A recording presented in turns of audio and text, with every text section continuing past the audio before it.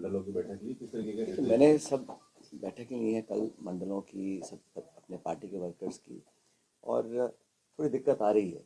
जो बीएलओज हैं उनको बहुत कम समय में बहुत कुछ काम करना पड़ रहा है। डॉक्यूमेंट्स इकट्ठे करना, उनको अपलोड करना, वेरीफाई करना आसान काम नहीं है। पहले प्रक्रिया में लगते थे 6 महीने, 8 महीने, 10 महीने। अब इन्होंने 30 दिन में पूरा काम करने को कहा है। तो बहुत सारे बीएलओज हैं जो अंडर प्रेशर काम कर रहे हैं, और ये जायज़ भी नहीं है। इतनी इमरजेंसी नहीं थी, तो समय और देना चाहिए इलेक्शन कमीशन को, लेकिन फिर भी सब काम कर रहे हैं। लेकिन बहुत बैकलॉग है, कहीं सर्वर काम नहीं कर रहा, कहीं अपडेट नहीं कर पा रहे हैं, कहीं डॉक्यूमेंट्स की दिक्कत आ रही है। खासकर वो लोग जो बहुत बुजुर्ग हैं या जो लोग अशिक्षित हैं, जिनके पास डॉक्यूमेंट्स नहीं है। मैं कल पूरे क्षेत्र में घूमा, उस काफ़ी लोगों को दिक्कत परेशानी आ रही है। अच्छा, दूसरा भय पैदा हो रहा है, हमारा नाम कट गया अगर वोटर लिस्ट से, तो हमको जो सरकारी सुविधाएं हैं, पेंशन है, पट्टा है, मुआवजा है, स्कॉलरशिप है, भत्ते हैं, वो हमको नहीं मिलेंगे। तो तरह तरह की भ्रांतियाँ फैली हुई हैं लोगों के बीच में। तो ये पूरा जो प्रोसेस किया जा रहा है, ये नागरिकों की सुविधा के लिए, उनको सरल प्रोसेस बनाने के लिए किया जाना चाहिए। इसको और जटिल बनाया जा रहा है, कॉम्प्लिकेट किया जा रहा है। और बहुत, जैसे मैंने कहा, कोई बच्ची शादी करके अगर यहाँ पर आई है, तो उसके पास अगर उसके पेरेंट्स या ग्रैंड पेरेंट्स का वोटर एपिक कार्ड नहीं है, तो अपलोड ही नहीं कर रहा है वो। तो बहुत तरह के टेक्निकल इश्यूज भी आ रहे हैं। तो मैंने कोशिश करी है कल पूरे दिन, आज पूरे दिन, कि इनको हम टेकअप करें, और बहुत से लोग जो वंचित रह जाते हैं अपने वोट के अधिकार से, उन लोगों को शामिल करने की हम कोशिश कर रहे हैं। बीएलए के साथ आपने बीएलओ से भी फोन पे चर्चाएं की, क्या सामने निकल के आया कि वो किस तरह से समाधान हो, या लोगों को जो समस्या तो वो तो बेचारे जितना कर सकते कर रहे हैं, सरकारी मुलाजिम हैं, वो तो अपना काम कर रहे हैं। लेकिन फॉर्म 3 बार देने पड़ते हैं उनको। बीएलओ को ये जिम्मेदारी दी गई है, आप प्रत्येक घर में जाकर एक बार जाएं, अगर वो मतदाता वहाँ पे नहीं है तो दोबारा जाएं, तीसरी बार भी जाएं। लेकिन काफ़ी जगह ऐसा हो रहा है कि वो बीएलओज 3 बार नहीं जा रहे हैं। ये हकीकत है, प्रैक्टिकल चीज़ है।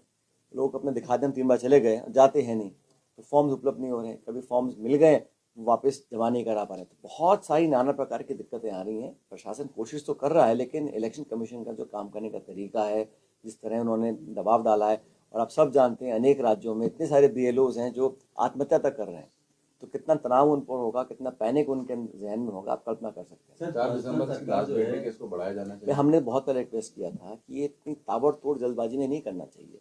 डॉक्यूमेंटेशन प्राप्त करना, किसी का जिले के बाहर के पेपर्स हैं, किसी के पेपर सरकार ही नहीं दे पा रही है, बहुत इश्यूज आते हैं, तो इसको बढ़ाना चाहिए था। मुझे लगता नहीं इलेक्शन कमीशन इसको मानेगा। हमने आग्रह किया था कुछ राज्यों में जहाँ चुनाव नहीं है उसको एक्सटेंड कर दिया जाए, लेकिन फिलहाल अभी तक उन्होंने ऐसा किया नहीं। सर, राजस्थान सरकार बाबरी विध्वंस दिवस को शौर्य दिवस के रूप में मना रही है। निबंध प्रतियोगिताएं, चित्रकला प्रतियोगिता आयोजित की जा रही है स्कूलों में। मैंने इसके बारे में कोई नोटिफिकेशन देखा नहीं है, अभी ऑफिशियल नोटिफिकेशन आपके पास है? देखा है आपने? आप दिखाना मेरे को, देख सकता हूँ। यदि वो मनाती है तो क्या लगता है कि यदि वो मनाएगा तो क्या लगेगा? आप पहले, मैं पहले इसको अगर आदेश आप मुझे दिखा दीजिए तो मैं कमेंट करता हूँ उसके, क्योंकि इसमें पहले भी एक बार आया था, बताया गया वो फेक था। मौलाना मदनी ने कल एक बयान दिया है जिसमें न्यायपालिका को सवाल खड़े किए हैं। साथ में ये भी कहा है कि जब जब जुल्म होगा जिहाद होगा। किसने बोला है? मौलाना मोहम्मद मदनी। मैं नहीं जानता। देखिए, राजस्थान सरकार के 2.5 साल पूरे हुए, इधर ढाई गाँव में भी 2 साल पूरे हो गए, और एक बार फिर से इस तरह की स्थिति लगी हुई है। दिल्ली दौड़ लगातार मुख्यमंत्री कर रहे हैं। जब से सरकार का निर्माण हुआ है, पूरी राजस्थान की सरकार, बल्कि मैं तो कहता हूँ बाकी राज्यों में ऐसा हाल है, ये हाल छत्तीसगढ़ में है, मध्य प्रदेश में, राजस्थान में है। तो पार्टी के अंदर उनका क्या करना है, नहीं करना, मेरा वो कमेंट करने की जगह नहीं है। लेकिन जिस व्यक्ति को और जिस पद पर आसीन होते हैं, एक जिम्मेदारी होती है। अनफॉर्चुनेटली जब से सरकार बनी है तब से ही ये अनिश्चितता और ये इंडिसीजन और कंफ्यूजन पैदा हुआ है कि कौन चला रहा है, कब तक चलाएगा, कौन रहेगा, कौन जाएगा। और जब स्टेबिलिटी सिर्फ संख्या बल से नहीं होती, स्टेबिलिटी काम करने से आती है, दिखाने से, दर्शाने से आती है।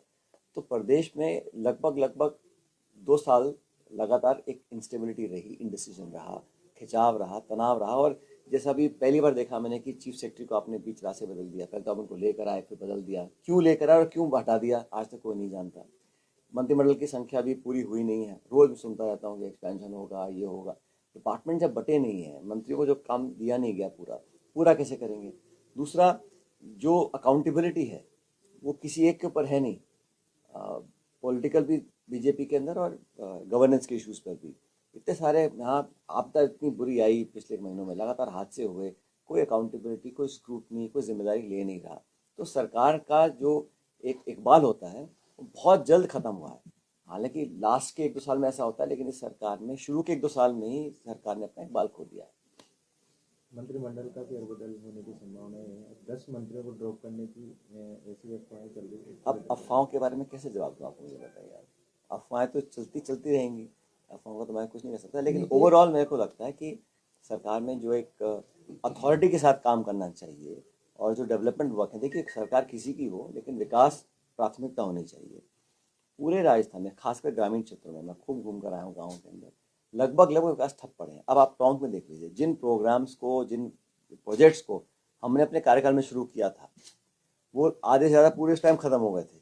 अब 2 साल निकल गए हैं, जो अंतिम 10% काम था वो अटका हुआ है, लटका हुआ है, विलम्ब हो रहा है, चाहे वो पुल का निर्माण हो, नर्सिंग कॉलेज हो, मेडिकल कॉलेज हो, फूड पार्क हो, सारा हम करके चले गए थे सरकार में। सरकार को गए 2 साल हो गए। अब इन 24 महीने में जो लास्ट का होता है ना 10% काम, जो फिनिशिंग काम, वो भी सरकार नहीं पूरा करा पा रही है। वो क्यों नहीं करा पा रही है मैं नहीं जानता हूँ, लेकिन हर बार मैं आके यहाँ दबाव डालता हूँ कि इन काम को कंप्लीट करें ताकि ये सारे प्रोजेक्ट्स को हम जनता को डेडिकेट कर सकें। अब इस विधानसभा क्षेत्र में 100 करोड़ के काम हम लोगों ने कराए, लेकिन जब तक उनका समापन नहीं होगा पब्लिक उसे यूज़ नहीं कर पाएगी। तो मैं तो फिर आग्रह कर रहा हूँ सरकार से कि जो मेरे कम से कम मेरे विधानसभा क्षेत्र में जो प्रोजेक्ट्स लगभग कंप्लीट हो चुके हैं, बिना वजह उनको टाला ना जाए। Medical college, nursing college, food park, हमारा इतना बड़ा पुल है वो 3 किलोमीटर का गहलोत का पुल, वो सब जल्दी इनॉग्रेट सरकार को करना चाहिए। सर लगातार पिछले दिनों राजस्थान में कई जगह हाईवे पर हादसे हुए, आगजनी की घटना हुई, कई जाने गए। उनकी आड़ में सड़क परिवहन सुरक्षा अभियान चलाया जा रहा है, स्थायी अतिक्रमणों को तोड़ा जा रहा है बिना ये नोटिस के। अभियान पहले भी चलाए थे और अच्छी बात है, सरकार अगर कोई ऐसा कदम उठाती है जिससे हादसे कम हो, लेकिन ये नेशनल इशू भी है। लेकिन राजस्थान में पिछले 66 महीनों में लगातार इतने भयानक हादसे हुए हैं कि वो सोचना पड़ेगा कि ये ओवरसाइट की कमी है या नियम कानून को लोग फॉलो नहीं कर रहे हैं। जैसा आपने खुद कहा, टैंकर हो, बस हो, आग लग रही है, एक्सीडेंट्स हो रहे हैं, तो इसको मैनेजमेंट करना पड़ेगा। और ये किसी एक एजेंसी का काम नहीं है, ये तो पूरा डिपार्टमेंट, पूरी सरकार को इसमें एहतियात बरतना पड़ेगा, ट्रेनिंग, लोगों को समझाना पड़ेगा, नियम फॉलो करने पड़ेंगे और कार्रवाई भी करनी पड़ेगी। भाई कोई ना कोई तो रिस्पॉन्सिबल होगा ना। 2-2 दर्जन लोगों की मौत हो रही है और कोई अकाउंटेबल ही नहीं होगा तो कैसे पार पड़ेगी। तो सरकार तो शोक प्रकट कर देती है, थोड़ा बहुत मुआवजा दिया और फिर भूल जाते हैं इस बात को।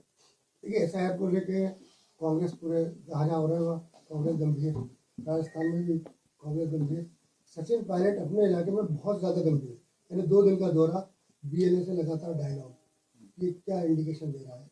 2028 के चुनाव में ऐसा है, तो यहाँ से कोई शिकायतें आ रही है कि भी नाम काटे जाने इस तरह से? कांग्रेस के प्रत्येक कार्यकर्ता ने प्रण लिया। अभी हम लोगों ने कल मीटिंग करी जयपुर में, तो पूरी कार्यकारिणी थी, 45 न्यू जिलाध्यक्ष जो हमने बनाए हैं वो सब थे। उनको पहले जिम्मेदारी ये दी गई है कि SIR के खिलाफ जो राहुल गांधी जी ने, अब पूरे देश की हम रैली कर रहे हैं दिल्ली में, इस गंभीरता को समझिए आप। वोट चोरी को लेके SIR उसमें एक पार्ट है, उसको लेके राहुल गांधी जी और खड़गे जी दिल्ली में रैली कर रहे हैं, लाखों लोग वहाँ पर आएंगे। तो ये इशू कांग्रेस के लिए, विपक्ष के लिए, इंडिया अलायंस के लिए बहुत महत्वपूर्ण है। मत भूलिए चुनाव बहुत जल्द होने वाले हैं, तमिलनाडु के अंदर, केरला के अंदर, बाकी स्टेट्स के अंदर, असम के अंदर भी। तो वहाँ पर भी वहाँ कार्यकर्ता और सक्रिय हैं जहाँ इलेक्शंस हैं।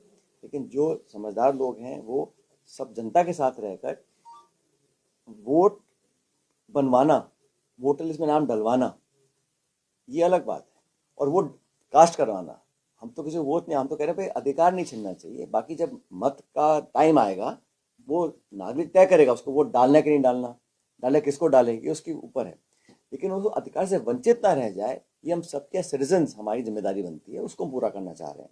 और राजस्थान में सब लोग सक्रिय हैं, जितने हमारे नेता हैं, कुछ छोटा है बड़ा है, सब अपने क्षेत्र में जा रहे हैं, क्योंकि भाई हम जीत कर जहाँ से जाते हैं उस पब्लिक की हमारी पहली रिस्पॉन्सिबिलिटी होती है, उनके दुख दर्द में भागीदार रहे हैं। बहुत से इंसिडेंट यहाँ पर देखा, कल मैंने टोंक क्षेत्र में कहीं को आगजनी हो गई थी, किसी को करंट लग गया था, किसी को मुआवजा नहीं मिला, किसी को पेंशन नहीं मिल रही। तो ये छोटे छोटे इशूज़ हैं, लेकिन उनके लिए बहुत बड़े इशूज़ हैं, तो टेकअप करना हमारी रिस्पॉन्सिबिलिटी बनती है। सर पुलिस पहरे में खाद बढ़ रहा है राजस्थान के अंदर, मंत्री तो छापे मार रहे हैं लेकिन खाद नहीं मिल रहा किसान। भाई जब इंजन डबल है दोनों सरकारें आपकी हैं और कृषि मंत्री भारत सरकार के कह चुके हैं हम कमी नहीं आने देंगे, यहाँ के मंत्री बोल रहे हैं कि कल आएगा परसों आएगा, लेकिन ये पहली बार नहीं हुआ है। लेकिन मुझे लगता है कि किसान और किसानी को सरकार को प्राथमिकता देनी चाहिए। इस सरकार में लगता है मुझे कि किसान की बात बोलने वाला जयपुर में कोई नहीं है। आप चिंता व्यक्त कर सकते हो, लेकिन धरातल पर एक्शनेबल पॉइंट्स कराने की अगर कोई कुबत किसी में हो तो मुझे नज़र नहीं आ रही है। और जब पुलिस पहरे में यूरिया खाद डीएपी बटे, आप समझिए कि किल्लत कितनी बड़ी होगी। और ये किस लिए है? किसान कौन सा वो खाद को लेकर मुनाफा कमा रहा है, वो तो अपनी फसल पैदावार करने के लिए मांग रहा है ना। तो ये मुझे लगता है कि बहुत महत्वपूर्ण और गंभीर इशू है, और इस पर सरकार को बिना विलम्ब करे। और जैसे मैंने कहा, सरकार दोनों भाजपा की है ना, केंद्र और राज्य में। ये नहीं बोल सकते कि हमारे साथ भेदभाव हो रहा है। हमारी सरकार थी, मैं जानता हूँ यहाँ पे किल्लत उस टाइम में आई थी। हमने कितनी मेहनत कर कितने रैक हमने दिल्ली से मंगवाए थे ट्रेनों के अंदर, और यहाँ कोटा जयपुर और टोंक के लिए। लेकिन फिलहाल इस सरकार में गंभीरता, क्योंकि किसानों के खिलाफ तो सरकार पहले काम कर चुकी है, कानून बना चुकी है। 3 अभी सरदा बांध वाले मुआवजा मांग रहे हैं। इतना हम लोग सरकार से, जब हमारी सरकार थी, हमने एक पूरा पैकेज बनाया था, उसकी पूर्ति सरकार नहीं कर रही है। सर, जिले में अगर पीडब्ल्यूडी विभाग द्वारा जो रोड बनाई जा रही है उनकी बात करें तो हाथों से उखड़ रही है, और महीने बाद गड्ढे हो रहे हैं लोगों को। भैया, गुणवत्ता की एक इशू है। पहले बात तो काम ही नहीं हो रहा है, ठेकेदारों को जो पहले पैसे दें थे वो ही नहीं मिल पा रहे हैं।